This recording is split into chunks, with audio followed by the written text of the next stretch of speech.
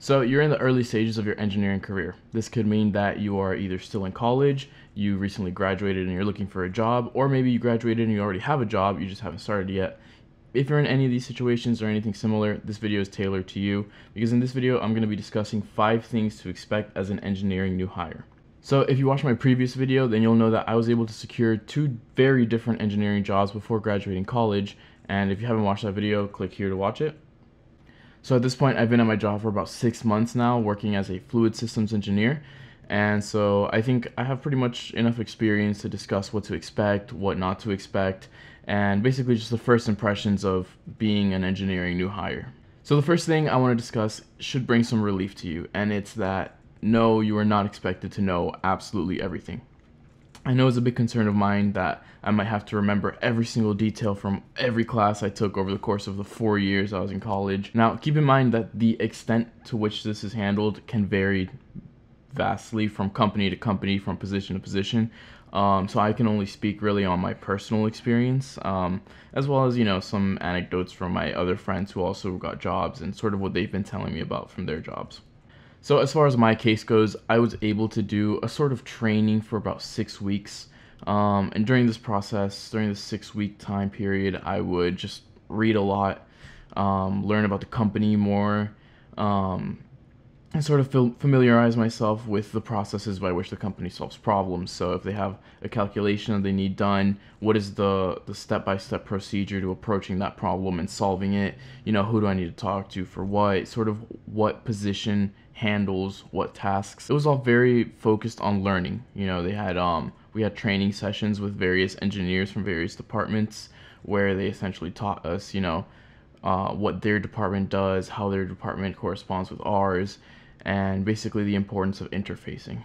So after about 6 weeks, that's when I started getting these individual projects or where I had to be more independent. And I'll speak more on this later on in the video, but tasks where they just kind of tell you a goal and you just work through it to achieve that goal.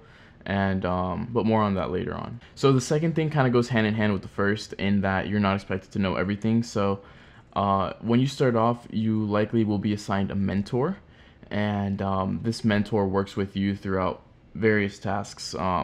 Your mentor is there to help you and to support you, and your mentor more often than not will do as much as they can to answer any questions that you have, and if they can't answer that question, then they'll point you to somebody who can. And your mentor generally is the first person that you go to when you have a question before going to your supervisor, your boss, your manager, whatever that title is.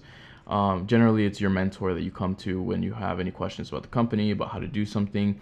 Your mentor will be someone who is significantly more experienced than you and kind of has a firmer grasp on the company and the concepts that you work with, as well as just the process, managerial process of handling different issues in the company. Now, one thing I want to point out is that despite you having the help from your mentor and going through all this training and stuff, it's very important to not forget that you are an engineer now. So you do still need to remember at least the basic concepts of engineering, Bernoulli's principle, your basic thermodynamics.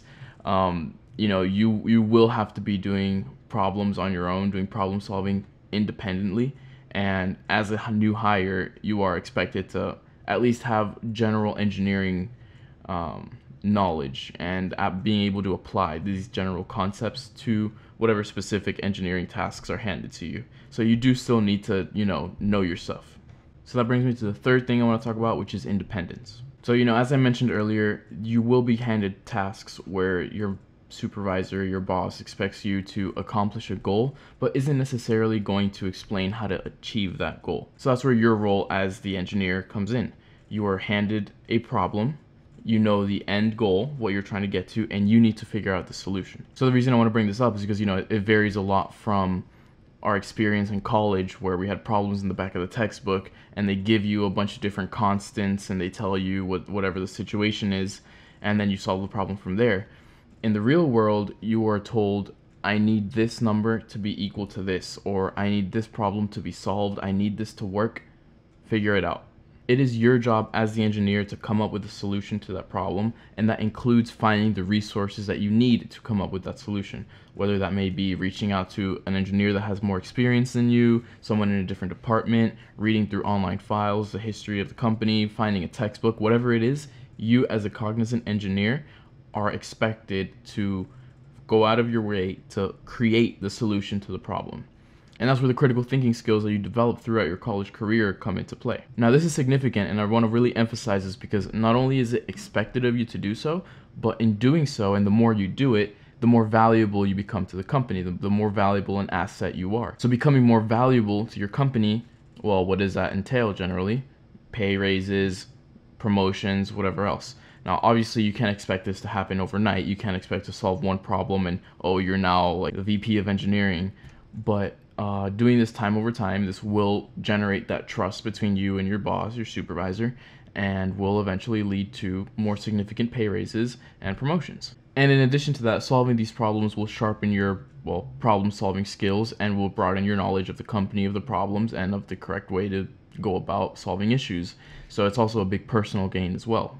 Now, the fourth thing I want to elaborate on is that you will be introduced to many people, and I promise you, you will probably forget a lot of their names, and that's totally okay. You know, during my first couple weeks, I was introduced to probably 100 or more people, and there's no way I was going to remember all these people's names. So the more you interface with your coworkers and even people outside of your own department, the better it is for your problem-solving skills. You will develop a pool of resources that you can come to when you have questions or you need to ask where something could be.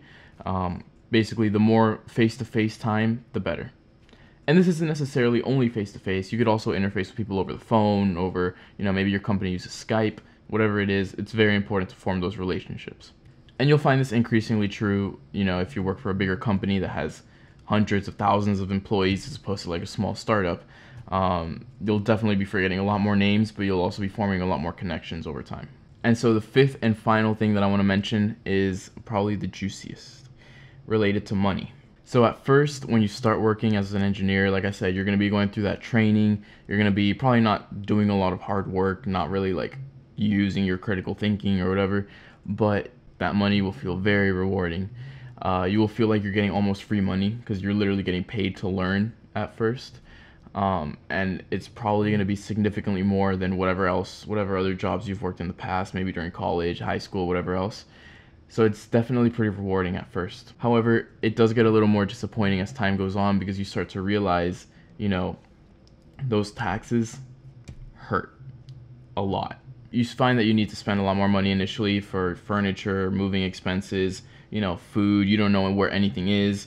Gas may be a completely different price from what you're used to. Now, despite these elevated or new expenses, it's still important to, you know, invest your money or save it or whatever you want to do with your money. It's whole different video, but it is important to do some research on, you know, federal and state income taxes, whatever other expenses you're going to be having, the cost of living in your new area. You know, it can vary wildly state by state, city by city, especially if you live in one of those states where they have no state income tax, like Florida, Texas, Alaska. Those are great. However, if you live somewhere with a bit of a higher cost of living, you will notice that dent in your paycheck significantly. And over time, you know, you start to notice it adds up. You know, like you realize, man, I was expecting this much more. And, you know, part of it does have to do with like lifestyle inflation. But it's definitely something to keep in the back of your mind, something to expect, and something to not be surprised by. So to summarize, 5 things to expect as your role as an engineering new hire. 1, don't worry, you won't have to have every detail from college memorized. People will be there to help you along the way. 2, your mentor will be there to help you and you will have resources to reach out to, but you still do need to know your stuff. You are an engineer now. It's not college anymore. You can't just Google something, check something. You need to know your stuff. 3, get used to being independent because you will not be given values. You will not be handed answers like you were in your textbooks in college. Constants are not going to be given to you. You need to go out of your way to find values, find methods to solve problems. You need to be independent as an engineer as well. 4th thing, it's okay to forget names. You will meet a lot of people and you will forget a lot of people's names. People quit, people get fired, people change departments. It's okay. Maybe you could start a list, a little Excel sheet with people, their departments, and what you could be reaching out to them for. Whatever you need to do, you can form those contacts, and you can always reach out and ask, hey, who is it that I need to talk to for this or that? And 5, enjoy the boring moments when you can, when you're getting paid to do very little work, if that ever happens, or at least getting paid to learn. Over time, you're going to realize how much of a dent your expenses and taxes take on your income. So anyways, those are 5 little quick things to keep in mind as you're starting off as an engineer. If you guys liked the video, please make sure to leave a like and subscribe, and I'll see you in the next one.